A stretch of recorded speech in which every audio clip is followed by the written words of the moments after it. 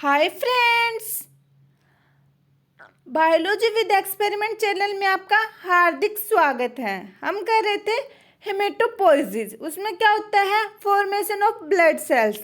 हमने अब तक कर लिया है इराइथ्रोपोइसिस, उसमें हमने फॉर्मेशन ऑफ आरबीसी का देखा। अगर आपने अभी तक वो लेक्चर नहीं देखा है तो प्लीज़ चैनल की प्लेलिस्ट पर जाकर उसको जरूर देखें। आपको चैनल पर हेमेटोलॉजी या हेमेटोपोइसिस के नाम से प्लेलिस्ट मिल जाएगी। आज हम करेंगे ल्यूकोपोइसिस। ल्यूकोपोइसिस क्या होता है? इसमें होता है formation of white blood cells. देखते हैं। It is the process by which white blood cells are production, development, differentiation and maturation. क्या कहा गया है? ल्यूकोपोइसिस एक प्रक्रिया है जिसमें वाइट ब्लड सेल का प्रोडक्शन होता है, डेवलपमेंट होती है, डिफरेंशिएशन होता है एंड मैचुरेशन होता है। अब हम देखते हैं टाइप्स ऑफ ल्यूकोपोइसिस। कितने टाइप्स का दिखाया गया है? 2 टाइप्स का, ग्रेनुलोल्यूकोपोइसिस एंड लाइम्फोपोइसिस। ग्रेनुलोल्यूकोपोइसिस होता है, उसमें क्या होता है? ग्रेनुअल्स प्रेजेंट होते हैं। क्या होते हैं? ग्रेनुअल्स उसके साइटोप्लाज्म में। देखते हैं production of white blood cells which contain granules in their cytoplasm. मतलब उन वाइट ब्लड सेल का प्रोडक्शन करती है या बनाती है जिनके साइटोप्लाज्म में ग्रेनुअल्स प्रेजेंट होते हैं। और लाइम्फोपोइसिस में क्या होता है? Production of white blood cells which not contain granule in their cytoplasm. मतलब इसके साइटोप्लाज्म में ग्रेनुअल नहीं प्रेजेंट होते। लाइम्फोपोइसिस उन सेल का प्रोडक्शन करती है उन वाइट ब्लड सेल का प्रोडक्शन करती है जिनके साइटोप्लाज्म में ग्रेनुअल प्रेजेंट नहीं होते। अब नेक्स्ट देखते हैं, कुछ फैक्ट देख लेते हैं हम ल्यूकोपोइसिस के बारे में। इसका मेनली प्रोडक्शन कहाँ से स्टार्ट होता है? बोन मेरो से। पीएचएससी, प्लूरिपोटेंशियल हेमियोपोइटिक स्टेम सेल्स। अब स्टेम सेल्स कौन सी होती है? स्टेम सेल वो सेल होती हैं जिनसे हम कोई भी सेल बना सकते हैं या पूरा ऑर्गेन बना सकते हैं। और हेमियोपोइटिक स्टेम सेल कौन सी होती है? जो ब्लड सेल का प्रोडक्शन करती है। किसका करती है? ब्लड सेल्स का। Differentiate committed stem cell, CFU and GM। इसकी फुल फॉर्म क्या होगी? Colony forming unit, granulocyte and monocyte. Next देखते हैं, granulocyte and monocyte are formed only in bone marrow. ये किससे होते हैं? केवल बोन मेरो से इनका प्रोडक्शन होता है, ग्रेनुलोसाइट का और मोनोसाइट का। और lymphocyte and plasma cells are produced in the various lymphogenesis tissue. और लिम्फोसाइट और प्लाज्मा सेल का प्रोडक्शन कहाँ से होगा? लाइम्फोजेनेसिस टिश्यू के द्वारा। Types of white blood cell के बारे में एक बार देख लेते हैं। अब वाइट ब्लड सेल को डिवाइड कर दिया ग्रेनुलोसाइट और एग्रेनुलोसाइट्स में। ग्रेनुलोसाइट कौन सी होती है? जिनके साइटोप्लाज्म में ग्रेनुअल प्रेजेंट होते हैं। एग्रेनुलोसाइट ए मतलब नहीं, मतलब इसमें इसके साइटोप्लाज्म में ग्रेनुअल एब्सेंट होते हैं। जो ग्रेनुलोसाइट सेल है उसको आगे 3 भागों में डिवाइड किया गया है। कौन कौन सी है देखते हैं हम। फर्स्ट है न्यूट्रोफिल्स। ये इसकी स्ट्रक्चर कैसी होती है दिखने में? ऐसी। और हेल्प किस में करती है? Help in phagocytosis. मतलब कोई बाहर के बैक्टीरिया या वास्ट मटेरियल का फेगोसाइट कर लेती है न्यूट्रोफिल सेल्स। एसिनोफिल सेल की स्ट्रक्चर कैसी होती है? ऐसी। इसका क्या काम है? Fight against parasitic infections. मतलब ये एलर्जिक इन्फेक्शन में या फिर पैरासाइटिक इन्फेक्शन में वर्क करती है। जैसे कोई माइट्स का या उनका इन्फेक्शन होता है ना, उनमें। Basophilic cells produce inflammatory and allergic reaction. ये क्या प्रोड्यूस करती है? इन्फ्लेमेटरी और एलर्जिक रिएक्शन। इसमें क्या प्रेजेंट होता है? हिस्टामिन। अब आगे देखते हैं एग्रेनुलोसाइट सेल। इसको आगे 2 भागों में बांटा गया, इसको 3 में, ग्रेनुलोसाइट को 3 भागों में और एग्रेनुलोसाइट को 2 में। Lymphocyte and monocyte. जो लिम्फोसाइट सेल है वो कौन सी होती है उसके बारे में देखते हैं हम। Produce specific immune response. जो अपने लिम्फोसाइट सेल होती है वो इम्यून रिस्पॉन्स को प्रोड्यूस करती है। इसमें 3 प्रकार की होगी, B lymphocyte, T lymphocyte, natural killer cell. और जो मोनोसाइट होती है वो fight off bacteria and fungi virus. ये किससे अगेंस्ट फाइट करेगी? बैक्टीरिया, वायरस एंड फंजाई की।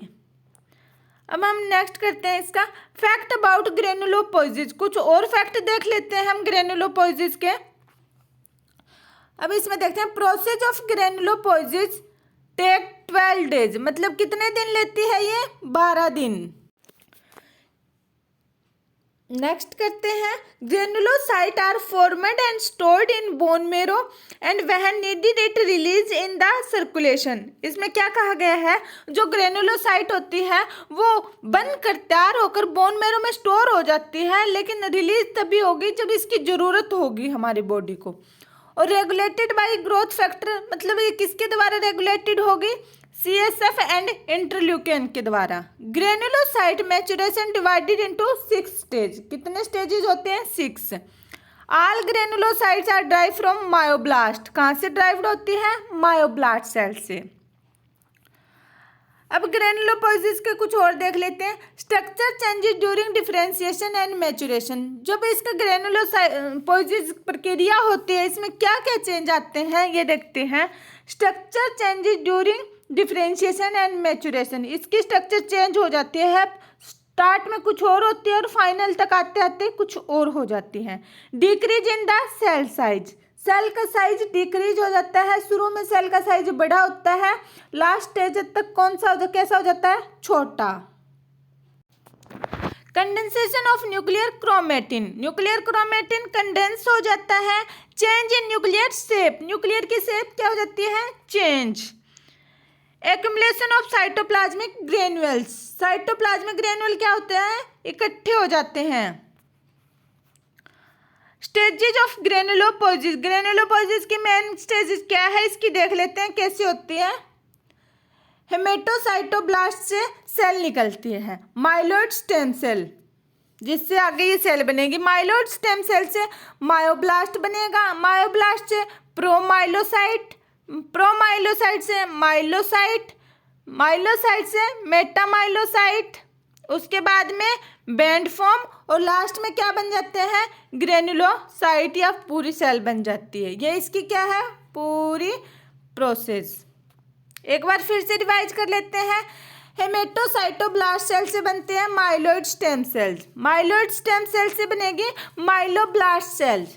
माइलोब्लास्ट सेल से प्रोमाइलोसाइट, प्रोमाइलोसाइट से माइलोसाइट, माइलोसाइट से मेटामाइलोसाइट, और नेक्स्ट क्या बनता है?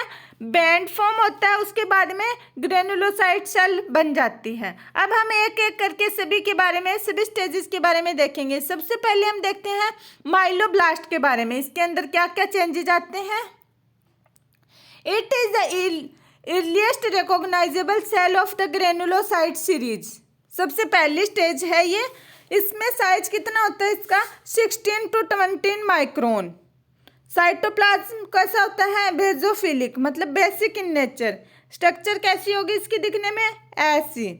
Present is the thin rim around the nucleus. जो साइटोप्लाज्म होता है वो न्यूक्लियस के आसपास एक रिंग स्ट्रक्चर बनाता है। डिवॉइड ऑफ ग्रेन्यूल्स, ग्रेन्यूल्स को अवॉइड करता है। न्यूक्लियस कैसा होता है इसमें? Large nearly filling the cell around the oval fine chromatin 2 to 5 well defined pale nucleoli. इसमें क्या कहा गया है कि जो न्यूक्लियस होता है वो ओवल शेप का होगा। उसमें फाइन पतले क्रोमेटिन होते हैं। 2 से 5 न्यूक्लियाई प्रेजेंट होती हैं। माइटोसिस हम इसमें देख सकते हैं। अब नेक्स्ट देखते हैं हम प्रोमाइलोसाइट्स। प्रोमाइलोसाइट में क्या होगा? इसमें साइज इसका रह जाएगा 14 to 18 माइक्रोन। साइटोप्लाज्म कैसा होता है? Increase in amount. उसमें न्यूक्लियस बड़ा था तो यहाँ पे साइटोप्लाज्म ज़्यादा होने लग गया। Presence of azurophil granules. Azurophil granules कौन से होते हैं? प्राइमरी नॉन स्पेसिफिक ग्रेन्यूल, मतलब जो प्राइमरी बनते हुए ग्रेन्यूल्स बनने शुरू हो जाते हैं। Give positive reaction with peroxidase staining.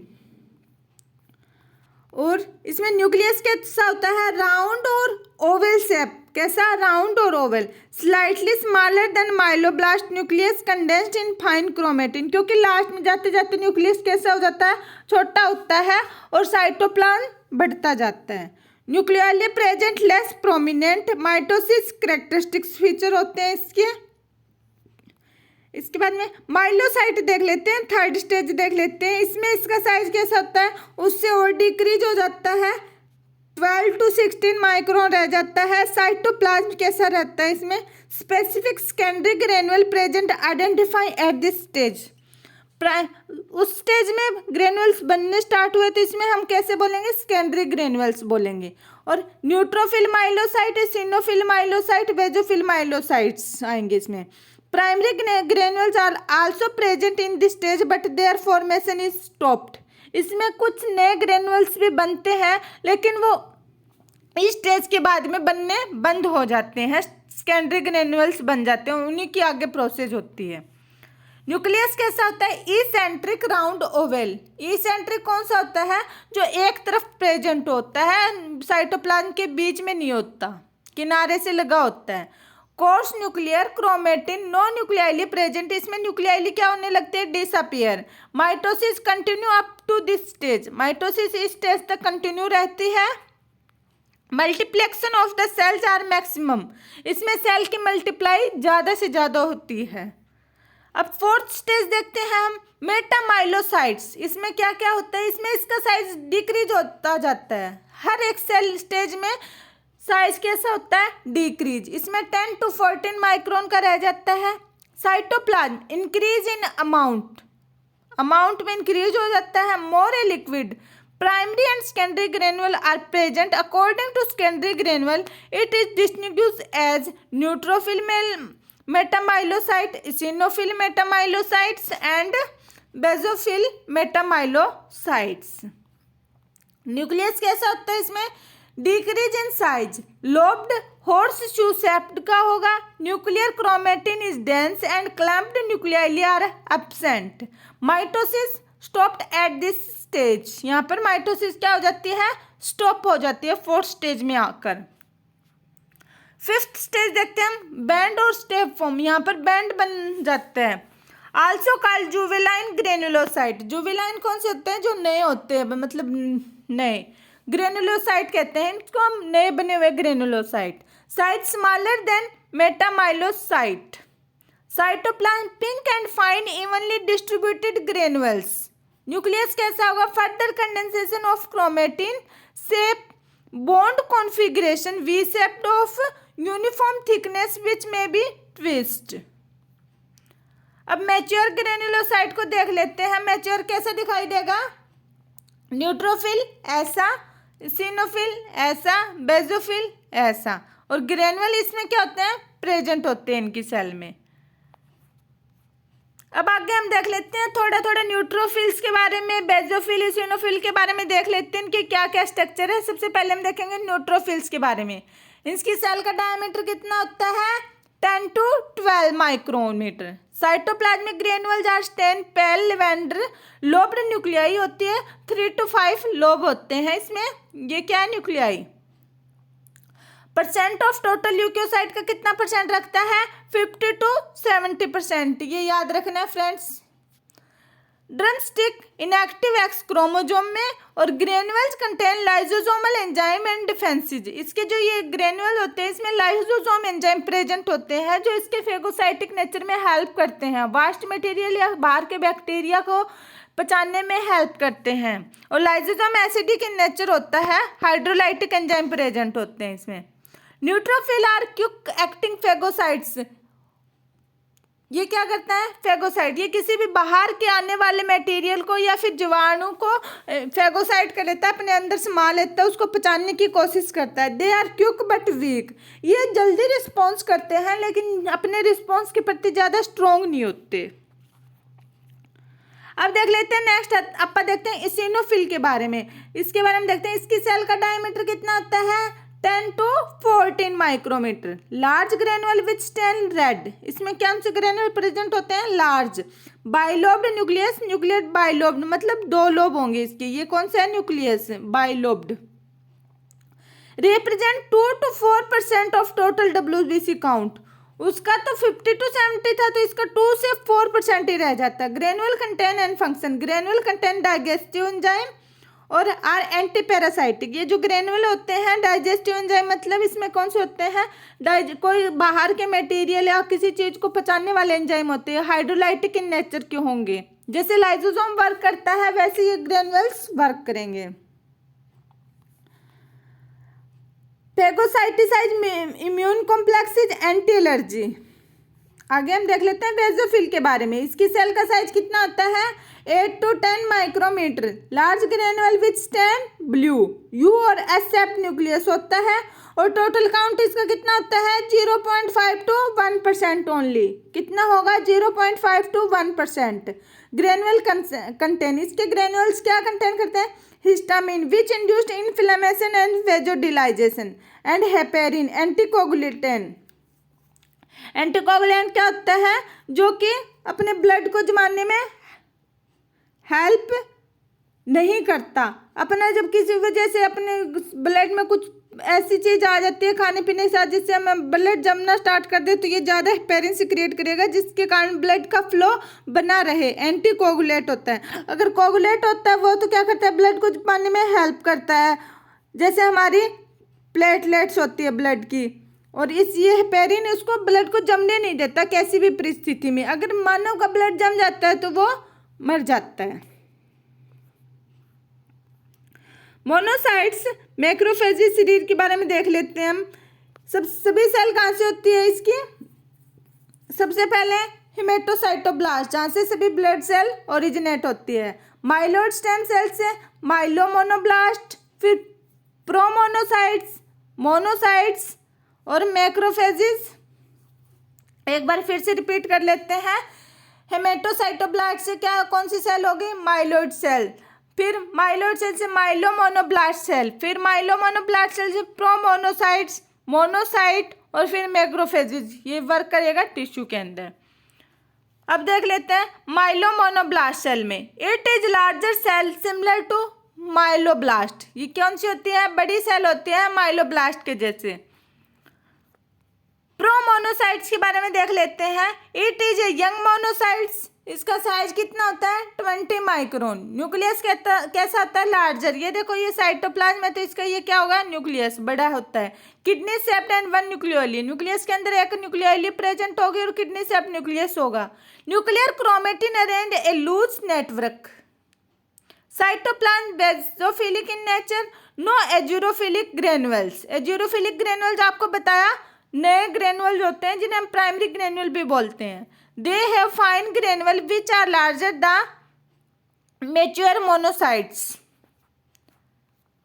Monocytes third stage के बारे में देखते हैं। डायमीटर इसमें कितना होता है, 18 माइक्रोमीटर। न्यूक्लियस कैसा होता है, U shaped and kidney shaped होता है। एबंडेंट पेल ब्लू साइटोप्लाज्म। और काउंट में WBC के कितना होगा, 3 से 8%। टोटल काउंट कितना होता है, 3 से 8%। Are phagocyte slow but strong, phagocytic in nature का होगा लेकिन ये स्ट्रोंगली इफेक्ट करेगा। Developed into macrophages when they migrate into connective tissue. अब इनका क्या काम होता है, ये स्लो वर्क करता है लेकिन स्ट्रोंग होता है। ये पहले वैसे आप जैसे बैठे बैठे नहीं कहते क्या, राजा देता है सैनिकों को ऑर्डर भी, पहले आप जाके लड़ लो।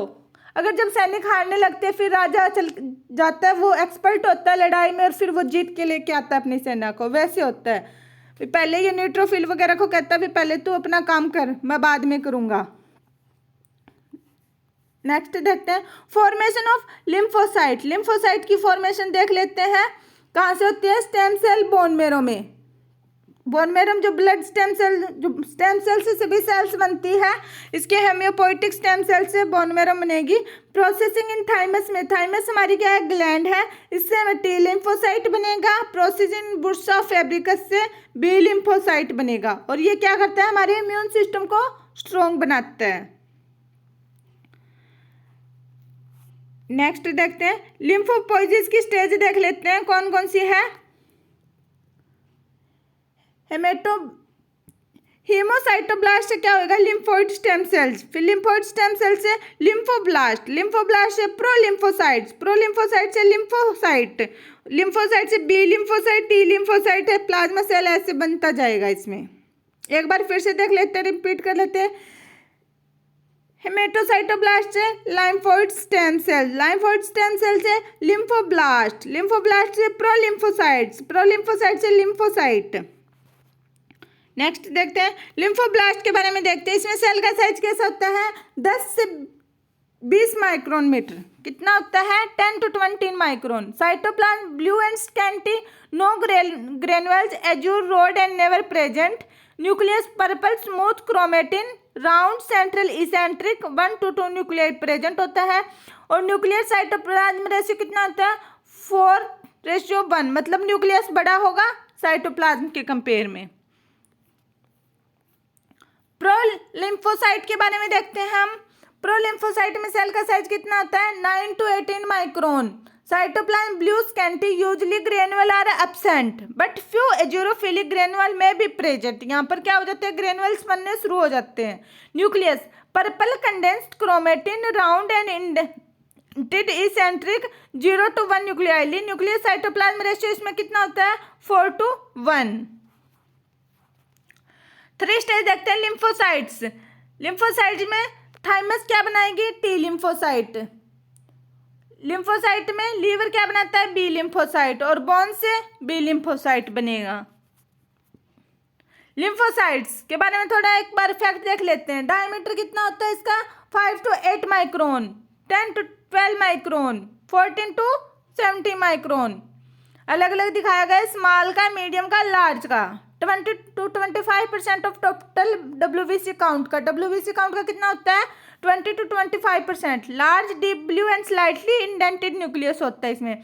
Thin rim, pale blue cytoplasm. T lymphocyte क्या होगा, फाइट एंटीजन डायरेक्टली, और B lymphocyte divide produced plasma cell that secrete antibodies. इनकी ये वर्क देख लो आप। टी लिम्फोसाइट में ये डायरेक्टली एंटीजन से फाइट करता है, और B lymphocyte divide to produce plasma cell that secrete antibodies. Plasma cell के बारे में थोड़ा देख लेते हैं। Function is the synthesis excretion antibodies. इसका क्या फंक्शन होता है, synthesis and excretion of antibodies. Normally not present in the peripheral bloods, comprise 2% of bone marrow cells, may be seen in the peripheral blood in the disease called multiple myeloma, a disease uncontrolled production of immunoglobulin। Next देखते हैं end stage of B lymphocytes. तो कुछ और देख लेते हैं। Size कितना होता है 10 to 18 micrometre. Cytoplasm is dark blue with perinuclear halo and may contain vacuoles indicating antibody synthesis. Nucleus is round, eccentric, dark purple with dense clumped chromatin. कुछ और देख लेते हैं फ्रेंड्स। अगर आपके ज़्यादा हाई लेवल का करना चाहते हो तो थोड़ा और पढ़ लो इसके बारे में। ग्रेप और मोड सेल, फ्लैम सेल, ये प्लाज्मा सेल की है। Cytoplasm completely filled with red, pink and colorless globule called Russell's body. Flame cell में cytoplasm stain bright red staining proteinaceous material. ये फ्लैम सेल होगी। ये कौन सी होगी, ग्रेप सेल। लाइफ स्पैन देख लेते हैं मोनोसाइट और लिम्फोसाइट्स का। मोनोसाइट का लाइफ स्पैन कितना होता है 72 आवर्स इन ब्लड, 3 दिन का होता है अपने ब्लड के अंदर। Once in tissue they swell up much larger in size, become tissue macrophages and this they can live for months. मतलब अगर ये टिश्यू के अंदर बड़े साइज के हो जाते हैं तो ये ज़्यादा भी अपना जीवन काल बढ़ा सकते हैं। लिम्फोसाइट क्या होते हैं, लाइफ स्पैन फॉर वीक और month depending on bodies need.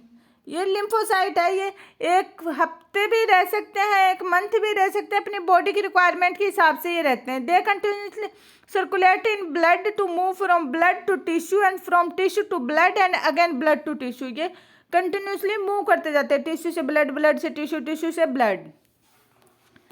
Thank you friends, हमारी क्लास आज यहीं पर समाप्त होती है। अगर आपको वीडियो पसंद आए तो वीडियो को लाइक करके जाना। अगर आपने यहाँ तक वीडियो को देखा है तो प्लीज़ चैनल को जरूर सब्सक्राइब करना। थैंक यू, मिलते हैं नेक्स्ट वीडियो में।